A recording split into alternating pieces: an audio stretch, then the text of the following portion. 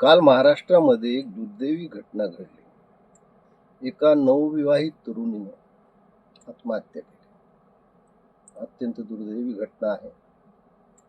नवविवाहित मुलीच्या आई वडिलावर काय दुःखाचा डोंगर कोसळला असेल याची मला पूर्ण कल्पना आहे. पण या बातमीचं राजकारण कसं केलं हे?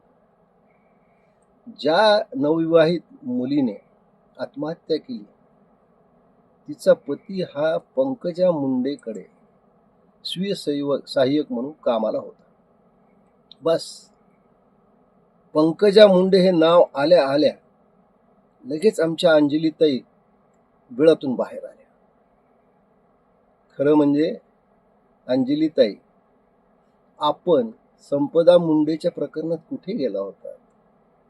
आपण बीडमध्ये कोचिंग क्लासमध्ये मुलीवर अत्याचार झाले त्यावेळेस आपण कुठल्या बिळात लपला होता?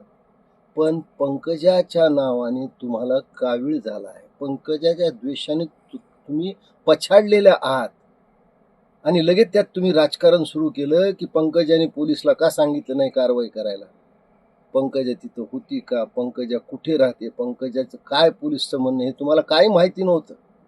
पण तुम्हाला कुणीतरी प्रायोजित करतं पंकजाच्या विरुद्ध हे मात्र निश्चित.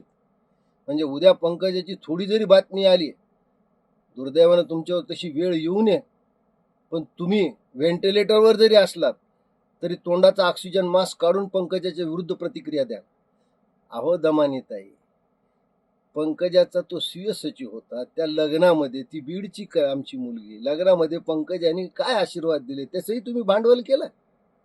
काय तुम्ही दुसऱ्याच्या लग्नात गेल्यावर आशीर्वाद देता का श्राद्धाचे मंत्र म्हणता?